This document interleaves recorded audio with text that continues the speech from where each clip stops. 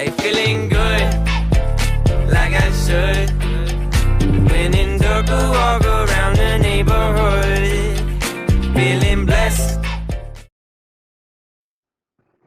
Alrighty, here we are in lesson 9.2.7. This is the last official lesson for chapter 9 for the Pythagorean theorem.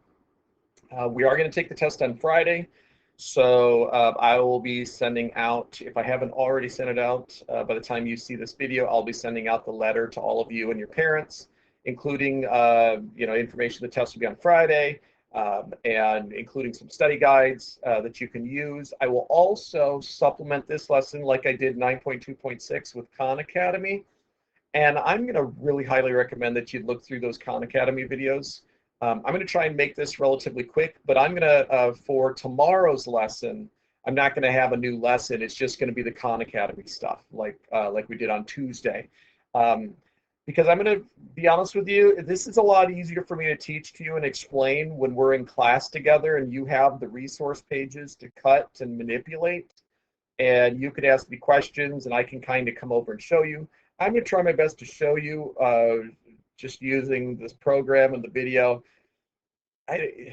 Watch as many different of those Khan Academy videos on Pythagorean proofs as you can to help understand things. But I'll tell you right now, you've pretty much got everything you need to know for Pythagorean theorem. This is just kind of taking it to the next level.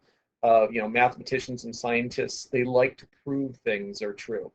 And so, when Pythagoras came up with the Pythagorean theorem so many thousands of years ago, mathematicians have had many, many years to either prove it wrong or prove that it can be done another way and totally prove that it's correct. So that's what this lesson is about. So it says, hey, you have seen that you can find the missing side of a right triangle using the Pythagorean theorem. To show that it is always true, no matter how long the sides are, it must be proven. So, that's the scientific process. Turns out there are like 100 different ways, says over 100 different ways to prove the Pythagorean theorem.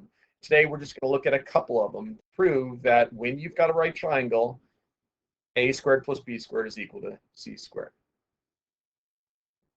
All right, so here's a first proof, and I'm going to, if you want to print this off and actually do this along with me, you can. If you go to the online book and you go to 9.2.7, they show this link. It's a hyperlink. You can click on that, and let's see, this is this is resource page 8. You could print this off, and you could cut these out and manipulate these right triangles on this square that is here, and do this along with me. Same thing applies for the next activity that I'm going to show you. The second proof is going to involve this resource page that is found, where is the problem? Yeah, for problem 146. So feel free to do that along with me if you choose to. Otherwise, you could just watch me. So it says, obtain the resource page. No, you're just going to watch unless you feel like printing that off. First, arrange the triangles to look like this diagram. So remember, we had a larger square, so you would cut these guys out, all of them, and then rearrange them on this square so it looked like this, okay? So this is a way of showing how you've got a square that is formed. This is essentially c squared in the middle there, correct? Okay. Now, what do we do here? First, arrange the triangles to look like the diagram on the right and draw the diagram on your paper. I'd recommend you do this part. Draw that diagram if you're not going to cut it out, even if you are cutting it out. Follow these directions and explain why the area of the unshaded region, this part right here, is c squared. You think you have an idea of why that's c squared? Well, I can tell you that we know that the square has 4 sides. They're all the same length. That's what makes it a square. And the length of all 4 sides happens to be the hypotenuse of the 4 right triangles. So the empty space in the middle has to be c squared. Well, moving the triangles within the bold outer square change the total unshaded area. So if we just start manipulating this guy around, is that going to change the unshaded area? It shouldn't, right? Because you're not adding or taking away any of these triangles. It's not like you're only using 3 triangles, taking one of them away. You're still using the 4 triangles inside that shape. And this is eventually what it's going to look like. So when you cut them around, let's see if I can do this here. But just to prove that I've got this, hopefully you'll accept the fact that I've traced over each one of those. See, it's the same as that. And this guy's just rotated 90 degrees, so you believe me, hopefully, that I've got 4 of those. Okay, so what if I were to take these guys out and change them? What if I put this guy here and I move this guy up here? Okay, and now I'm going to move this guy down to here, and I'm going to move this guy over to here. What do you see here? Remember how this was, oh, hold on for a second. Yeah, that was side B here, correct? So stop. Isn't this B and this is B, so the inside here has to be B squared? And isn't this A here and this is A here, so the inside here has to be A squared? So before, when we had it in the previous, I'm not going to move these guys. When we had them arranged around the perimeter, you notice that the empty space was C squared. And now that we've arranged it this way, you see that the empty space is the B squared and the A squared. So these 2 guys combined are the same amount of empty space that you had here when you had the triangles configured a slightly different way. So that is how you can prove that A squared plus B squared is equal to C squared, which is the Pythagorean theorem. All right, now let's try this one. Here's another proof for Pythagorean theorem for you to try. Obtain this resource page. And is that all there is to it? That's all there is to it right there. This one's a little bit trickier, I think. I seem to recall having a bit of a problem with students knowing how to cut this. So start with the 2 squares. This is what the resource page looks like. Then it says use a ruler or another piece of paper to place a mark above length B. Above length B. Where's that? Right there. Okay.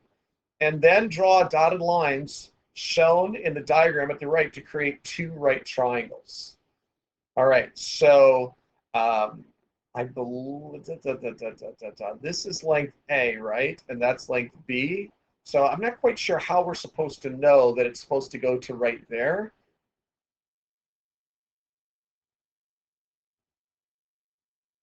How do you know that the legs of both triangles are A and B? Label each hypotenuse. All right, so let me see if I've got this. All right, so this is length B right there, correct? Oh, so we got to measure that. We know this is length B. And so what we're going to do is we're going to take that measure and we're going to move it and measure that amount from here to here, and then take your ruler. All right.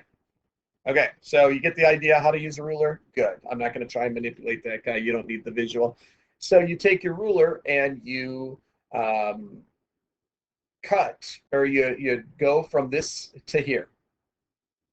And then once you're there, you take your ruler and you trace from there to there.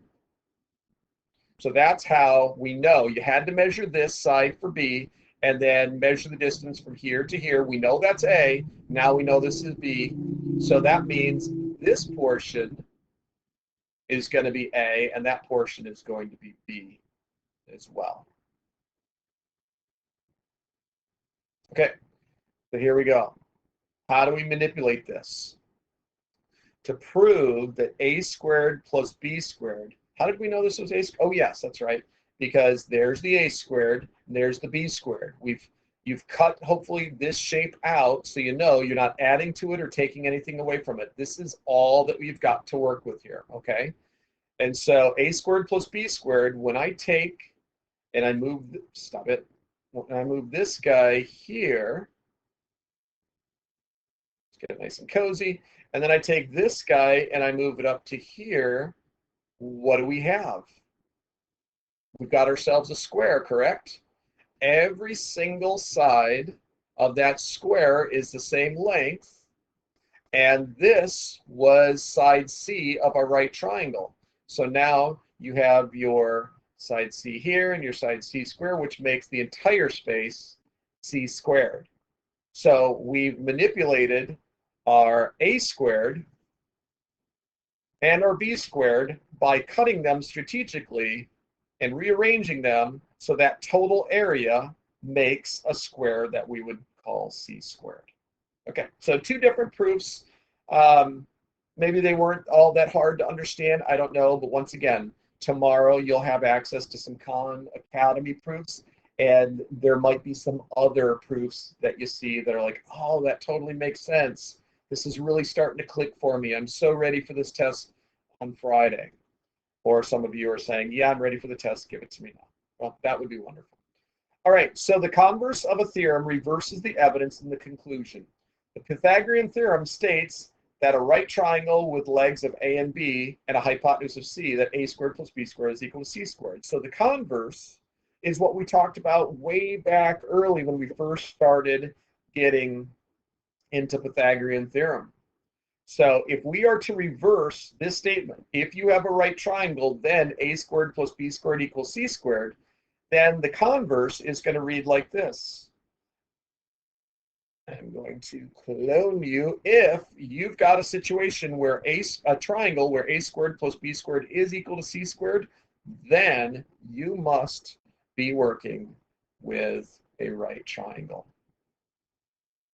All right, so thus concludes our wonderful journey with Pythagorean theorem.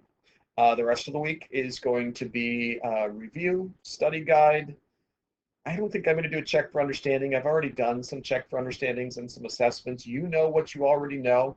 It's just a matter of preparing for the test. Be ready for the test on Friday. All right. Good luck with everything.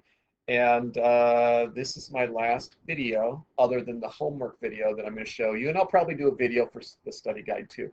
But this is my last lesson video for Pythagorean theorem and for chapter 9. All right. Take care. Hey, feeling good.